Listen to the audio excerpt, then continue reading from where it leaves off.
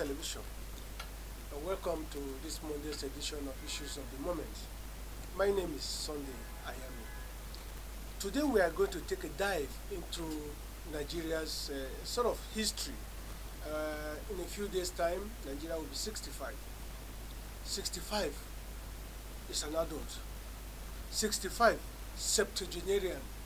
So if you were born 65 years ago, at least you won't let anybody think for you. You think for yourself. But Nigeria as a country, people think for the country or our leaders. Is that supposed? Have we really achieved what we are supposed to achieve as a nation at this age? I have somebody in the studio, a broadcast journalist, in fact, a veteran by all standards, Alpha Jagdin, who will help us dissect some of these issues on the journey so far for Nigeria at 65. Alpha Jagdin, you are welcome. Thank you so much as always for having me. Now, 65 years. Is Nigeria where it's supposed to be at the moment? Well, let me begin by congratulating all countrymen and women to say happy independence anniversary. Nigeria is 65. Nigeria as a nation, 65 years is actually one that I can say is spectacular. Many have said Nigeria remains potentially great. Some believe Nigeria is great. Some believe Nigeria is not where it should be. Whatever end of the divide you belong to, I want to congratulate every Nigerian. But as it were, if you look at Nigeria 65 years after, Nigeria, no doubt, I will want to look at it from two prisms: function and structure. In structure, we have grown in leaps and bounds. But in function, do we have certain challenges that has a kind of mitigated our progress as a people? Nigeria potentially can be the synogia of the world. But are we the synogia of the world? We probably aren't where we are. But I will say something, sir. In your opening remark, you did make mention of the fact that some people are thinking for the country. Whatever challenges Nigeria may be faced with today, it's not the geographical expression called Nigeria. The geographical expression called Nigeria is blessed. The problem we are faced with as Nigerians is the attitude of Nigeria towards Nigeria. It's the attitude of the Nigerian, that is you and I, towards Nigeria. And hence, if it is Nigeria being what it is, Nigeria is a country that is blessed. Of late, of course, we have had certain natural disasters. But if we compare same to what is obtained in other parts of the world, ours is, quite not near what it is. We've had floods, but we don't have volcanoes, we don't have tornadoes. Yeah, God has blessed us with those God has blessed us with beautiful scenery. Nigeria, looking at it from, all facets. Nigeria has exported so much to the world in terms of intellectual capacity. Nigeria is still exporting so much to the world. Nigeria is a country that is blessed in mineral and human potentials. And hence, as far as I am concerned, I am Nigerian. I believe in Nigeria. I want to believe that if you and I can simply come up and say we want to do the right thing, Nigeria in no distant future will be let us talk in terms of development now. Like infrastructural development, at least from 1960 up to this moment, there are some towns and villages in this country that still don't have electricity. They still don't have good drinking water. They depend on streams, and those streams, cows and all those animals go there. Is this how it's supposed to be for an independent country at the age of 65? America will soon be, I think, about 200 or 200 Oh, plus. yes. Okay. There are places in the U.S. today, as we speak, sir, that still don't have these facilities we are talking about. That's in the rural counties. In the rural counties. But even in Nigeria, as we speak today, what you just enumerated is mostly in the rural counties. Let's be careful. Let's be careful sometimes what we try to put forward. Nigeria is a country of about 200 million people. Okay. I agree that corruption has dealt a heavy blow on us.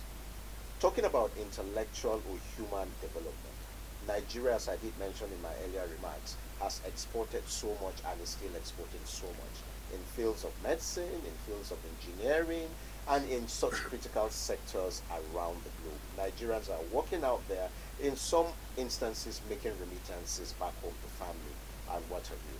But the bottom line is that if you look at infrastructure, we quite aren't where we are today. But for me, infrastructure for me is not even it. You may have the best of roads, you may have the best of buildings, but if it does not have a correlating effect on the life of the person that makes up the Nigerian, you understand? It's to me of little effect. I want to see a country where, from an intellectual standpoint, we stand innovative. What are our youths doing? What are our universities doing towards innovation? Can we see that we try, within possible limits, to be at par with what is happening in other parts of the world? Look at what is going on in Asia. Youths are becoming robotic engineers.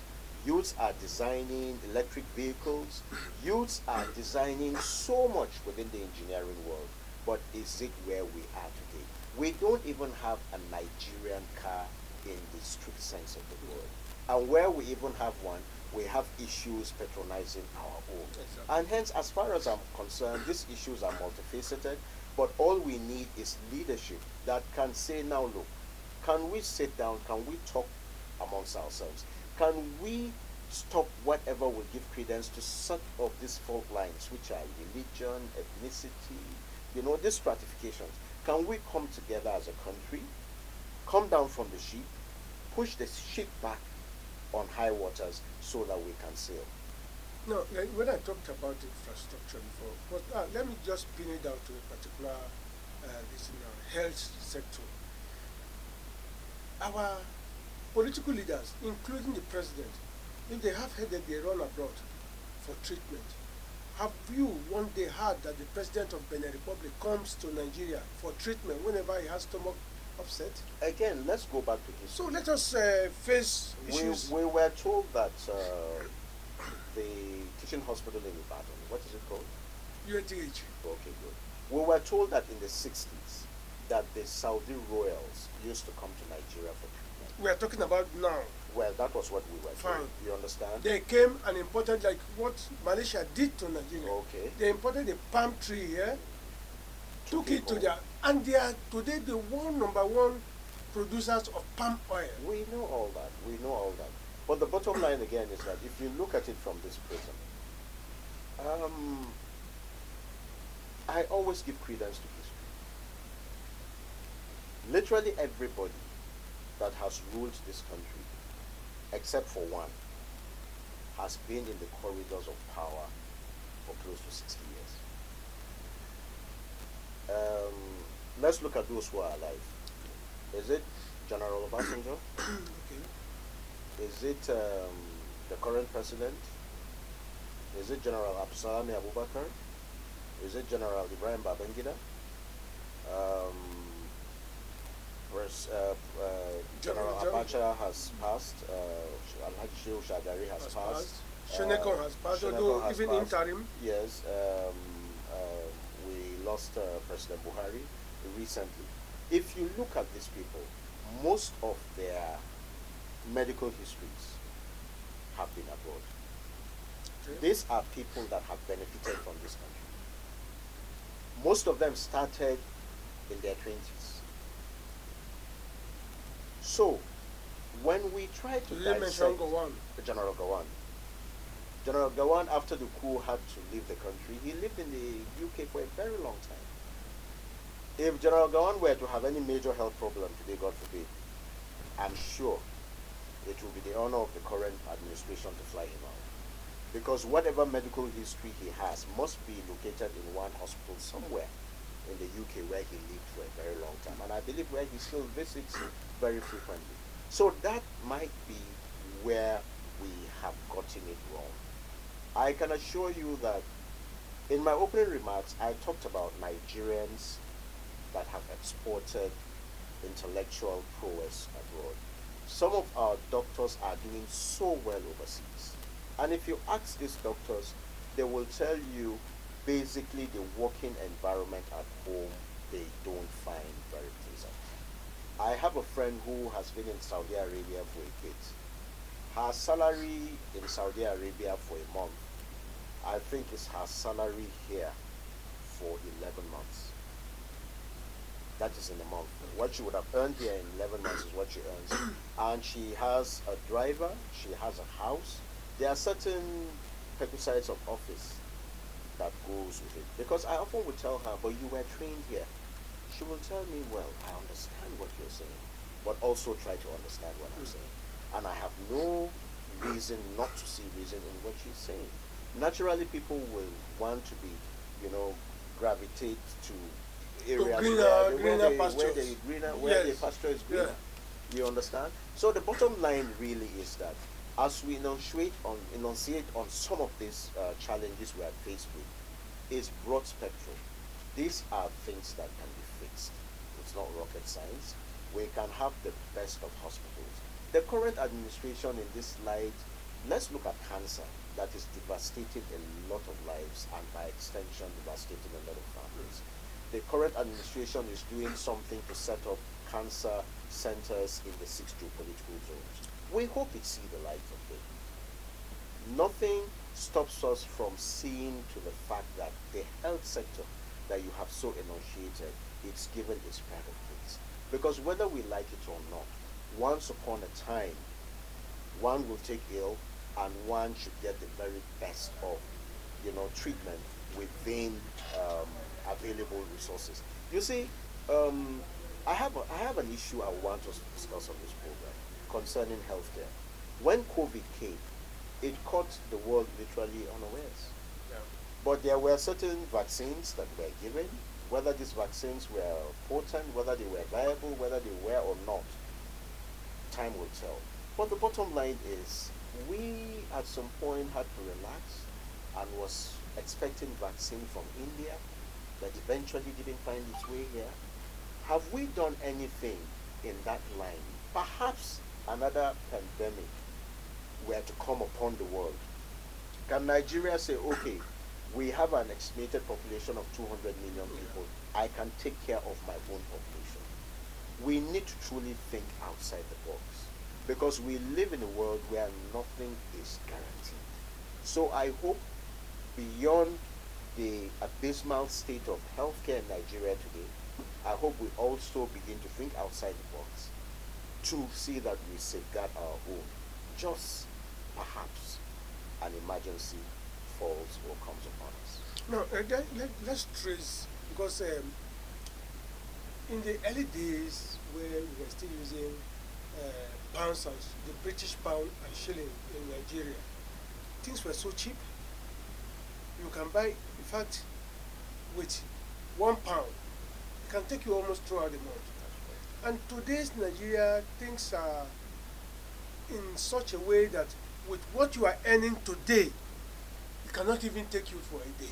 That is very, very unfortunate. And, sadly... And meanwhile, the system in abroad, there in UK, for instance, is still as it used to be 30, 40 years ago. It may not be that in the strictest sense of the word, because whether we like it or not, inflation, what you could buy in the UK 40 years ago, you won't buy it for the same amount today. But just marginal change. Marginal, yes. But in an economy that is largely import substituted, you cannot compare yourself to the man who has technology, because you and I are just likely consumers. Literally nothing is produced here. So you cannot be at par with the man who has the technology and who is exporting the technology to you. So the raw materials for those technology are mostly gotten from Africa. Do you have the technology to develop them? Why not domicile them here? Well, so the whole idea is that technology can either be stolen, technology can either be created, technology can either be transferred. So can we begin to look at how we can transfer technology? Can we begin to look at how, where necessary, steal technology? Can we sit down and look at the place of innovation? In my opening remarks, I talked about it. We have university campuses. Is it professors that cannot do the basic oil change of their cars and they call themselves mechanical engineers? Is it a student of engineering who has probably never seen anything to do anything practical with, and you graduate him as an engineer? These are issues that we can fix. They're not rocket science. Our economy can definitely not be at par with Western economies. Literally, because you and I are just consuming. They are producing. And innovation, you and I know, is daily, is very dynamic. Nothing has been static. Nothing is static. And hence, we all need to do. Alpha Jardine, let's assume that you are at the saddle, at the cockpit today. What would you have done differently? What would I have done differently? Thank you so much. I want to look at the energy sector. I want to look at how I can grow SMEs. Because whether we like it or not, where we are today, we may have to go back to the drawing board. Energy, SMEs, I want to look at agriculture. Because agriculture as a subsector of the economy can wipe out most of the unemployment that we have in Nigeria today. If we can give agriculture its pride of place, agri is vast. If we give it its pride of place, I can assure you that unemployment will soon be a thing of the past. Why? Because beyond going to farm is also the value chain that goes with literally everything that you produce. We can deal with issues like post-harvest losses. We can look at how we can export. We can look at how we will not be import dependent on food. We have the land.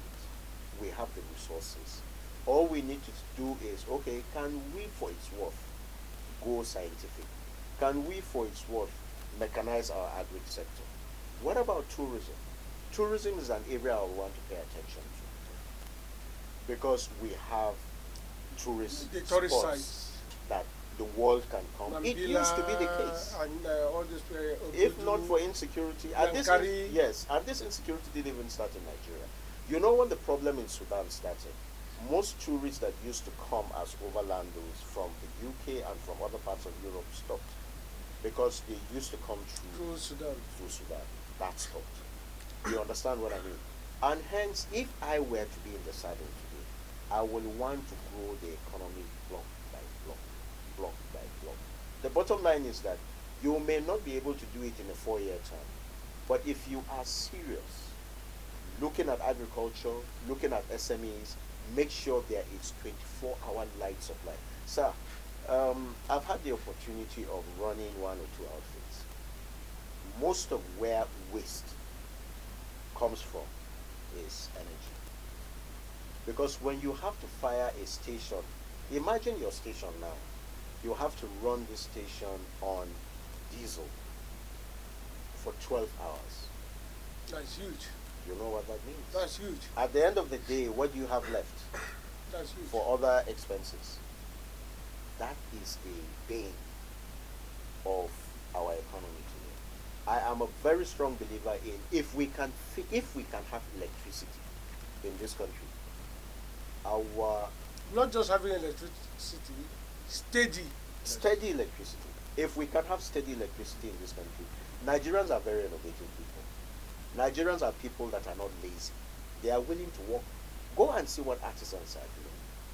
People come from other parts of the world to buy our artifacts. Yep.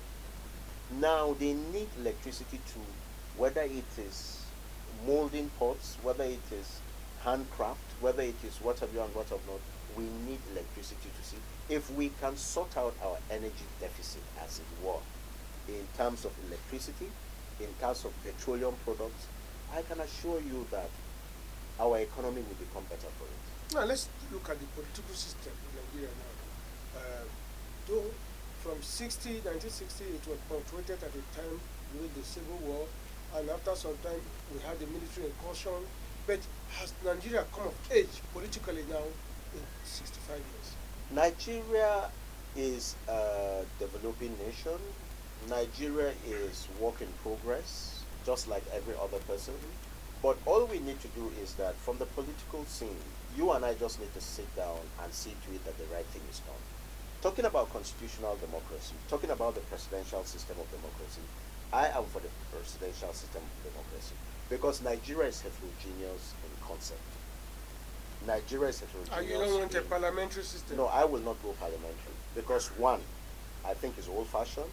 2, The bottom line is that we have so-called minority and we have so-called majority tribes. It's only a presidential democracy that can give everybody some sense of belonging. Can I come up with something, sir? I will mention names. David Mark is a retired brigadier general. David Mark became the president of the Senate. Okay. He became the president of the Senate. I think that's the highest position he has occupied. It is easier for David Mark to become the president of the Senate, for David Mark to become the governor of Benue State. Benue State. I don't know if you agree with me. I'll give you another example. Boss Gida Mustafa became the SGF. It is easier for Boss Mustafa to become the SGF than to have been the governor of Adamawa State. Because he's from the minority. It may not even be because he is from the minority. It also could be one of the factors. But the bottom line is that it is only a presidential democracy that can give each and every one of us some level of opportunity. If you go parliamentary, all you are doing is you're further strangulating the system. And hence, I know it's an issue that has been out there for a bit. But the bottom line for me really is, one other name I need to mention, George Akume, who is the current SGF. It's easy for him to become the governor of Benue State, and today he's SGF. And today he's SGF. Yes. Why? Because of the peculiarity in Benue State. And hence, these are the issues. He comes from the majority in Benue State. In Benue State. Very good. Now you can see at the national level, he has also been given an opportunity that hitherto they would say, no, he's a minority. So these are some of the issues that I am looking at. And hence, in my opinion, I go with the presidential system of democracy. The bottom line is, where we are having most of the challenges is you and I. It's because some interests will not allow some things to work. And if that happens to be the case, how do we excel as a people? Let's be Nigerian. Let's reinvigorate our Nigerianness. Let's see to it that this is the country we have. You know, it doesn't make sense because there's a problem in Zamfara. You in Lagos think it's their problem. Oh, there's a problem in the northeast. You in the middle belt say, no, it's not our problem. No. The bottom line is that if we can hold our country together, if there's a challenge in any part of the country, Nigerians should rise and say, no, we are all Nigerians. And for its worth, let us see how we can surmount these problems together. Now, you talk so very, very optimistic about the situation we have in Nigeria now, and believing you, from what you are saying, you believe that at least at a point Nigeria will get it right. In getting it right, let's just come, in those days when we had MAMSA and DIFU, they come out with policies that every Nigerian believed, though during the military at that time, every Nigerian believed that by now, no Nigerian child is supposed to look for accommodation, like what happened in Libya during the period of Gaddafi. But today now, it's difficult for you, even as an adult that you are, that you want to go and get a place within the city center or even outside the center to get a place. Because all the housing units, they promised housing for us by the year, food for us by the year. So where are those things? Policy strangulations. One regime comes up with a policy mandate. Another one comes and changes it, or even abandons it completely. One will tell you, no, it wasn't our party. You see, the Nigerianness is, in governance, the whole idea is, the quantum is continuity. When you come, you should be able to finish projects by your predecessor, even if your predecessor came from a different political party. That is, so long as it's for the national interest. As long as it's in national interest. There are certain things that we cannot afford to play with. But you know, that will further delve our discussion into deeper issues. You and I know that we have issues on the exclusive, we have issues on the concurrent, we have issues on the residual list. Can we begin to see how best we can devolve power? You see, the problem we are faced with in this country politically, one of the programs is everybody is looking at President Tinubu. Everything is centered on Abuja. Everything is centered on the presidential villa. What are state governors doing? Yes, agreed, state governors have hoodwinked local governments for obvious reasons. The local governments don't seem to be doing anything at the moment, apart from we are made to understand they just can afford to pay salaries, and then that is where it ends. Can we say that local governments, as it were, are being at their behest in terms of development, even to the rural communities? Now, the local governments are the closest to the people. Yes. Can we truly give everybody their pride of place? If we do that, you made mention of accommodation as an issue. Accommodation should really be within the purview of the state and even the local government. We should not be bothering the federal government. Of course, the federal government should come up with institutions that can regulate. But the bottom line is, let's begin to see that, all right, is it on the concurrent list? Do we need to move it to the residual? Do we need to move it? I mean, now you and I know that in areas of transport, states can even come up with railways. States can come up with electricity generation. There are states that can generate Yeah, of course, yes. for yes. themselves. Yeah. And if there is excess, you add to the national grid. But you know, we're all looking at Shiruru.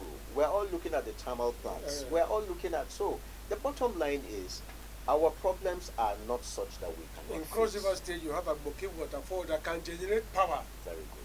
But And why are we not generating power for cross riverians? And then they can even add to. There are places take it to in the Adamawa, national grid. there are places in Niger, there are places in Kaduna, there are places on Jos Plateau that can generate some level of electricity, Yes. and then thereby contribute to the Now let's take national grid. let's take a cursory look at Nigerian politics.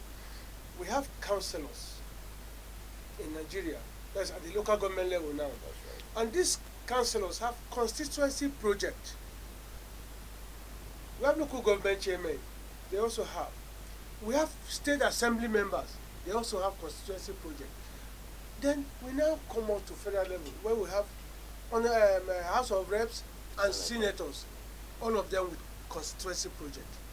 Don't you think that Nigeria would have been overloaded with projects by this time if from local government, and meanwhile there are some projects that monies are being collected and they are not being used. They are not. I'm glad you said some. You know, the bottom line is that these fundings readily made available. Yes, there are some. Some. I mean, by now Nigeria should have been El Dorado. If these funds are going to areas of specific needs. From local government to federal level. But it's sad. It's sad. And I hope that as we progress as a nation, something will be done as far as issues that border on transparency and accountability of public funds. What are the NGOs doing? You see, the whole idea is that whatever goes, there should be provisions for you to be able to track budgets. In this budget, was this amount released? If it was released, can we see where it ended? When was it released? How was it released? Do we factor issues that border on inflation? There is so much that can be done. But again, it's not rocket science. It's what can be done. We have the capacity, we have the capability to track each funding that goes out to take care of certain specifics. And hence, Nigeria can still be great. But it's up to you and I to do the right thing.